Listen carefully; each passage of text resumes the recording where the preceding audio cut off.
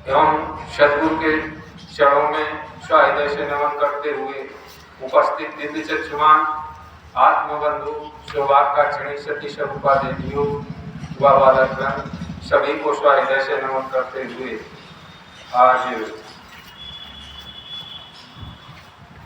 भगवान राम ने शबरी के आश्रम में जाकर के और नौदा भक्ति के विषय में चर्चा की थी। तो पहले विषय आया है प्रथम भगति संतन कर संगा। पहली भक्ति को ही हम ठीक ढंग से समझ लें। भगवान राम ने जो प्रथम भक्ति में संत का विषय आया, तो संत गेरुए कपड़े या दाढ़ी या बाल जटा रखा लेने से संत नहीं कहलाता। बड़ी मार्मिक बात है ये। वहां पर उन्होंने संत की उपाधि या संत की गरिमा दी है। वो संत कौन? तत्वदर्शी महात्मा। वो कौन? तत्वदर्शी महात्मा। वो संत है।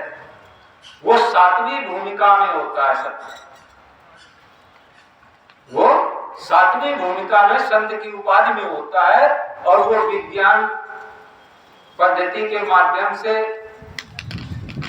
विश्व रूप परमात्मा का ये अर्थात जैसा वैसा दर्शन कराता है, उसे हम संत कहते हैं। अब आज हम संत किसको कहने लगे? दाढ़ी मूछें कपड़े रख लिए, तिलक लगा लिया, डंडा ले लिया और जटा रखा लिए, हम उनको संत मान लिए। तभी तो आज हमारे अंदर सब संशय और भ्रम व्याप्त है। इन्हीं संशय भ्रम को हटाने के लिए कलयुग में नवम बुद्ध अवतार भगवान श्री मायानंद चैतन्य जी का अवतार हुआ। क्योंकि प्रत्येक मानव के अंदर ये संशय भ्रम है कि परमात्मा कोई एक ऐसी वस्तु है जो हमें दिखेगी, और सब अपनी अपनी भक्ति में लगे और सब कह रहे हैं कहीं इनकी पूजा हो रही, कहीं उनकी पूजा हो रही। पूजा का मतलब पूर्ण जानकारी। पूजा का मतलब होता है पूर्ण जानकारी। तत्वों के माध्यम से वस्तु, व्यक्ति या स्थान की पहचान पूर्ण पहचान हो जाने के बाद और फिर उससे संग और व्यवहार करें,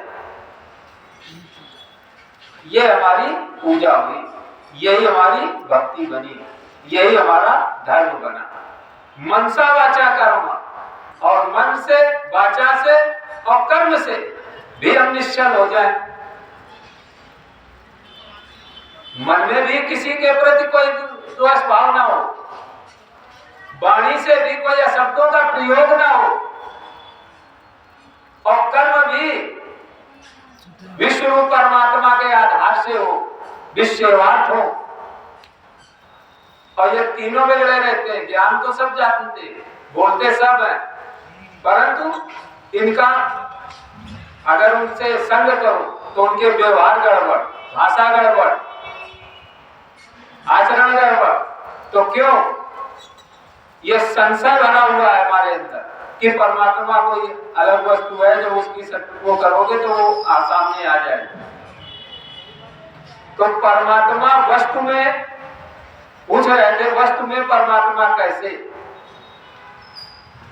तो ये वस्तु है, ये विश्व अखंड ढेर है, ये विश्व रूप का अखंड ढेर है। उस ढेर में से ये एक हमने पदार्थ ले लिया है इसकी जान और पहचान करने के लिए।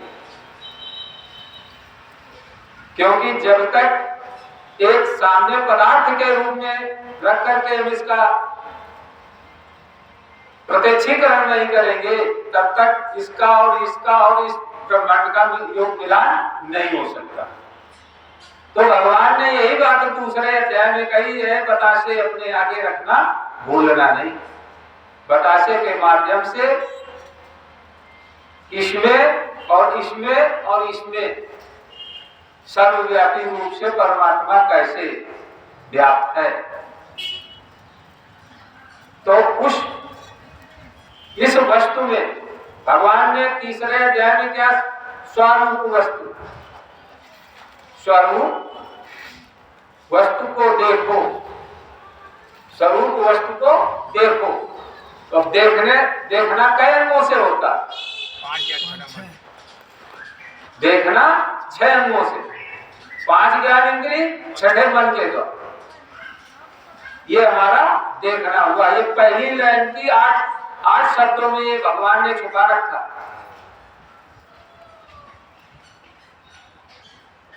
अब यहां से चौथे अध्याय में कहा अपनी आंखों से देखो, दिखता है पदार्थ ये। तो यहाँ इस पदार्थ से लगा करके सर्वस्त्र देखते ही चले जाओ आंखों से। तो क्या दिख रहा है? रूप दिख रहा है, स्वरूप नहीं दिख रहा, रूप दिख रहा है। ये जो सारे काले पीले नीले पीले सब है, ये सब स्वरूप है और रूप अखंड रूप से है।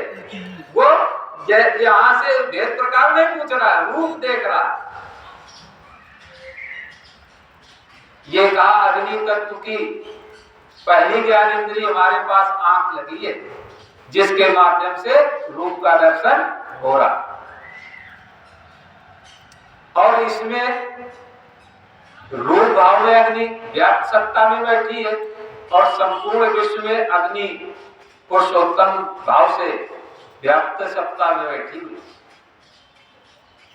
नाम अग्नि जो है पुरुषोत्तम भाव है, तो सर्वस्त्र व्यापक सत्ता से भरी हुई है, उसी का नाम अग्नि है।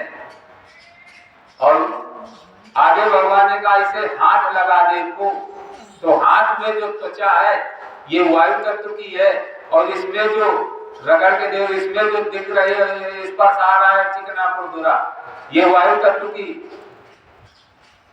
क्रिया है। और वायु तत्व ही बता रहा है कि ये चिकना है या खुरदुरा। इसी प्रकार से भगवान ने कहा सर्वस्त्र लगा करके देखो, सब जगह स्पर्श भास हो रहा कि खाली इसी में, सब जगह यहां से लगा करके सर्वस्त्र स्पर्श करके देखो, तो परमात्मा का दूसरा अंग इसमें प्राप्त हुआ, अग्नि भी और वायु भी। तीसरा अंग इसे बजा के कान से सुनो, बजा के कान से सुनो। ये कान आकाश तत्व के हैं और इसमें जो क्रिया करने पे जो शब्द उच्चारण हो रहा है ये आकाश तत्व का है। और उस आकाश तत्व के शब्द को पकड़ने के लिए हमारे पास ज्ञान इंद्रिय कान लगे, जिसके माध्यम से ठक ठक ठन ठन भेद शब्दों के भेद प्रकार हो सकते हैं, परंतु जो ये शब्द आ रहा है ये आकाश तत्व का है। कहा ये सर्वस्त्र जहां भी ठोक बजाकर देखो, सर्वस्त्र ये व्यापक सत्ता से आकाश व्यापक, ऐसी कोई जगह नहीं जहां पर ये आकाश तत्व व्यापक सत्ता से ना हो, क्योंकि सर्वस्त्र शब्द का उच्चारण होता है, शब्द हर जगह प्राप्त होगा, कहीं भी आप ठोक बजाकर देख सकते। आगे भगवान ने कहा जीभ से लगा देखो, जीभ से लगा देखो। जीभ लगाने का मतलब इसमें चाहे जीभ लगा के देखो, फिर यहां से यहां सर्वस्त्र जीभ्या लगाते हुए चले जाओ, तो रस के स्वाद भेद प्रकार हो सकते हैं, परंतु जो स्वाद आ रहा है ये जल तत्व का है, उसके भेद प्रकार हो सकते हैं, भेद प्रकार की बात नहीं कही। वहां पर रस भाव, जो रस स्वाद जीभ्या को लग रहा है, ये जल तत्व है, ये परमात्मा का चौथा अंग है। पांचवा अंग नाक से सूंघ के देखो, गंध है इसमें भरा, इसी रीति लखो सारे दृश्य में गंध निरमा। अपनी नासिका से लगाकर देखना और फिर यहाँ से प्रारंभ करना, सर्वत्र नासिका लगाते हुए सर्वत्र देख लेना, तो ऐसी कोई सुई की नोक भर जगह नहीं जहां पर ये गंध और क्रोध से व्यापक सत्ता से भरी ना हो। तो यहाँ भी लगा, यहाँ भी लगा, सर्वस्त्र ये गंध व्यापक सत्ता से भरी हुई है। तो भगवान ने कहा यहाँ लोग 5 तत्वों का सूक्ष्म भेद रखा दिया, सूक्ष्म से सूक्ष्म भेद रखा दिया। तो यहाँ शब्द स्पर्श रूप रस गंध भाव से 5 तत्व हमें प्राप्त हुए। और यहाँ 5 ज्ञान इंद्रियां, आंख, कान, जिह्वा, नासिका और त्वचा। यहाँ लोग 5 तत्वों का सूक्ष्म भेद रखा दिया, इसी में 5 का ब्यौरा पंचीकरण आ चुका। अब रचना शब्द की सारी 5 को बतला है। गुण इनके आगे वो तीनों सूक्ष्म रूप है। गीता में ये बात कही गई, इंद्रियों से सूक्ष्म मन, मन से परे बुद्धि और बुद्धि के परे काम है। तब यहाँ इंद्रियों तक तो बात आई, अब इंद्रियों के आगे मन, मन से 3 गुणों की पहचान होगी। तो भगवान ने कहा घी के साथ मिला दे। अभी जैसे सुभाष कह रहे थे कि एक ही वस्तु से मिलान नहीं करना, सर्वस्व सब वस्तुओं से मिलान करके देखो। जैसे कि इस वस्तु से प्रयोग करने में शुरू से अंत तक सुख ही सुख का वास हो रहा है, इसे सतोगुण संज्ञा दी गई है। हमारे संतों ने इसे सतोगुण संज्ञा से कहा है। इसी वस्तु को खाने में कुछ अच्छा और कुछ बुरा भास आता है, और किसी वस्तु को प्रयोग में कुछ देखने में अच्छी और फिर उसका प्रयोग करने में कुछ बुरा असर मन को पड़ता है। तो ये वेद शास्त्रों में संतों ने इसे रजोगुण संज्ञा दी है। आगे भगवान ने कहा अकेली वस्तु खाने से दिखेगा तम है भरा, अकेली वस्तु खाने से दिखेगा तम है भरा। तो तम यहाँ भी भरा है, यहाँ भी भरा, सर्वस्त्र तम भरा हुआ है। प्रयोग करने में, व्यवहार करने में वस्तु में तीनों गुणों का मेल होता है, और तब ये पहचान आती है इसमें तमोगुण क्या है, रजोगुण क्या है और सतोगुण क्या है।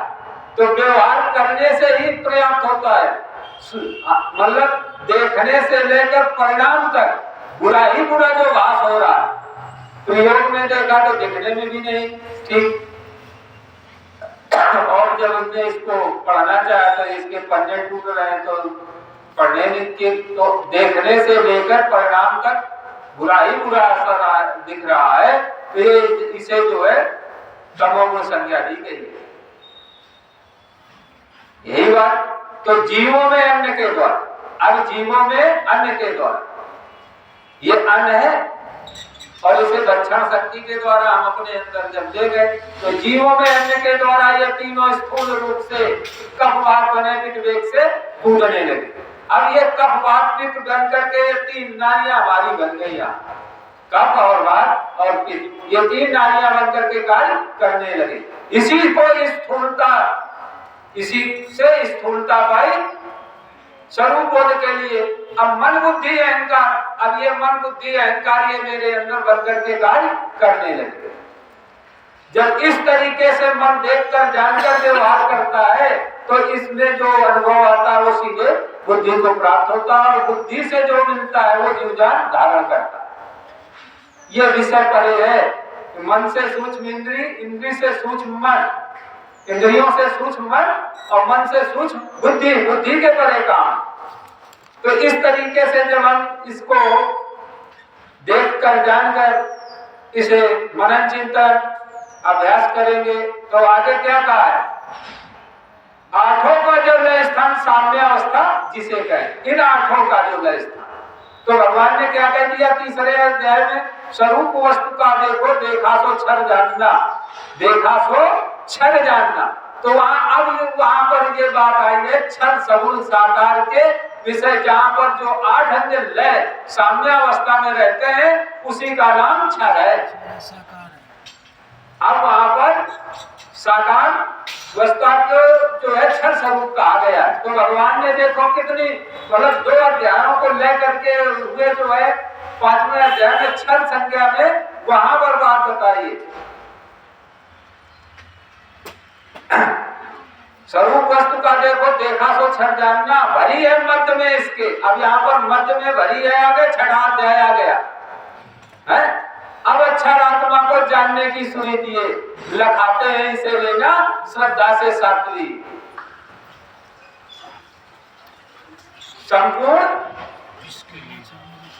संपूर्ण विश्व की लीला क्षण में जिस हो रही, उसमें जो बैठी है कि अस्थि भांति प्रिय तुसे, वेदों के नेति का शेष वस्तु की उपलब्धि हो, उसी का भास सर्वस्व हो रहा है दृश्य मात्र में। वो मिठास यही आत्मा है। अब यहाँ पर भगवान ने कहा कि वही मिठास ये आत्मा है, ये प्रियो चाहत प्रिय जो इसमें भासमान हो रहा है, नाना प्रकार से हमारे प्रयोग में आ रही। चीनी थी बतासे के काम में आ गई, चीनी थी खिलौने के काम में आ गई, प्रयोग तो आ रहा है।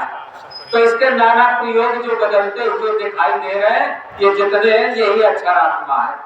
इसी को भगवान ने कहा, इसे निराकार कह दिया, निर्गुण कह दिया है, किसी ने ब्रह्म कह दिया। इस प्रकार से नाना प्रकार के नाम इसे दिए गए। और मिठास को ही इच्छा देखो निज स्वरूप में तो क्या देख सकती है नेत्रों से निज रूप को। मिठास को अगर इच्छा हो जाए कि हम अपने नेत्रों से देखें, तो त्रिकाल में आप मिठास को क्या देख सकते हैं? त्रिकाल में दिखने वाली नहीं है। दिखेगा क्या? शब्द स्पर्श रूप रस गंध। दिखेंगे क्या? शब्द स्पर्श रूप रस गंध। परंतु मिठास को देखने के लिए बुद्धि के बल से हो गए अस्तित्व सिद्ध वस्तु का, ये जो अस्तित्व प्रियत्व जो भासमान हो रहा है, वो हमारी बुद्धि के बल से प्रयोग में दिखेगा। ज्ञानियों को भासती है, ये तत्वदर्शी महात्माओं को भासती है, सबको नहीं। तत्वदर्शी संतों को महात्माओं को भासती है, सबको नहीं भासती है। इसीलिए उस आत्मा का प्रत्यक्ष अर्थात बोध नहीं हो पाता। इस तरीके से जब देखा और जाना जाएगा तो जीव भाव समाप्त हो जाता है, आत्म भाव में आ जाता। तो नाम है, अब यहाँ पर क्षर अक्षर दो भाव दिखे। नाम शक्कर जो है वो पुरुषोत्तम भाव है। अब भगवान ने 7वें अध्याय में कह दिया नाम शक्कर जो है वो पुरुषोत्तम भाव है। साकार और निराकार दोनों को लेकर दिया। अब व्यवहार हमारा काहे से चलेगा? नाम से। अगर नाम नहीं रखेंगे तो वस्तु की प्राप्ति नहीं हो सकती, इसलिए हमने नाम रखा उसे। नाम ले तो बहुत सिंधु सुखाए है। इतना जानने के बाद तब तो स्वामी तुलसीदास जी ने ये बात कही कि नाम ले तो बहुत सिंधु सुखाए। कब सुख प्राप्त होगा? जब उसके विषय में जानकारी प्राप्त हो जाएगी और फिर उस वस्तु को अगर चाहना है तो उस वस्तु का नाम लेना तुरंत आपके पास होगी। तो नाम ले तो बहुत। इसी तरीके से भगवान ने कहा ये बुद्धि में स्थित हो गए, कहा यही बुद्धि में स्थित हो जावे, ये है ये दिव्य चक्षु आत्म ज्ञान है, वाग्मी विद्या, ये आपके स्थिर हो जावे। कहाँ? बुद्धि में। ये बुद्धि में स्थिर हो गए। मैं ही संपूर्ण विश्व, कहा अपने से दिखने वाला यही संपूर्ण विश्व रूप परमात्मा है। ऐसा देखकर जानकर अपने वर्ण स्वभाव के द्वारा अपने विश्व में स्वकर्म के द्वारा अपने कार्य को करने लगो। आज तो अपनी वाणी को विश्राम दे दो। बोलो सतगुरु भगवान की जय, विश्व रूप परमात्मा की जय, सनातन धर्म की जय। बंद करो।